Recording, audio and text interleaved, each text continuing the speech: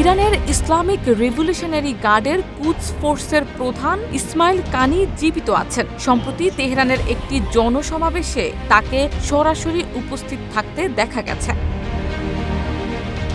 গত ১৩ জুন ইরানকে আচমকা এক হামলায় কাঁপিয়ে দিয়েছিল ইসরায়েল। সেই হামলার পরপরই বেশ কয়েকজন হাই প্রোফাইল নেতাকে হত্যার দাবি করে ইসরায়েল, যার মধ্যে ছিলেন কুদস ফোর্সের প্রধান ইসমাইল কানির নামও। তবে কানির প্রকাশ্য উপস্থিতির মধ্য দিয়ে তার মৃত্যুর খবর পুরোপুরি ভিত্তিহীন বলে প্রমাণিত হয়েছে।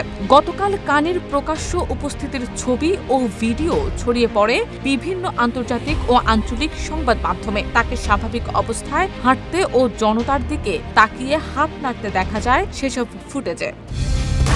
কালার এক্সপার্ট, জর্জ স্যাপ এবং মাইল্ড অন হ্যান্ডস টেকনোলজি সমৃদ্ধ অরিক্স ক্রিস্টাল ওয়াশ আপনার লন্ড্রি এক্সপার্ট।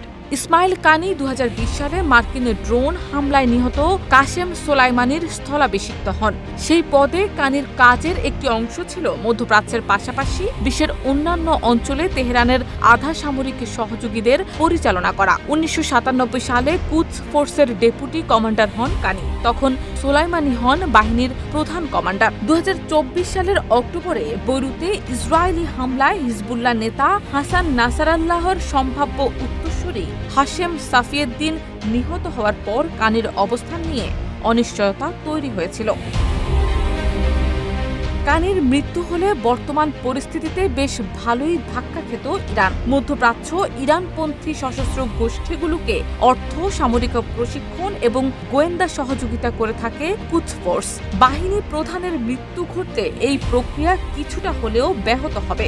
যদিও ইসরায়েলকে বোকা বানিয়ে বহাল তবিয়তেই বেঁচে আছেন কানি। উল্লেখ্য, ১২ দিনের বিমান হামলার পর মার্কিন প্রেসিডেন্ট ডোনাল্ড ট্রাম্প ইসরায়েল ও ইরানের মধ্যে যুদ্ধবিরতি ঘোষণা করেছেন, যাতে সম্মতি জানিয়েছে দেশ দুটি।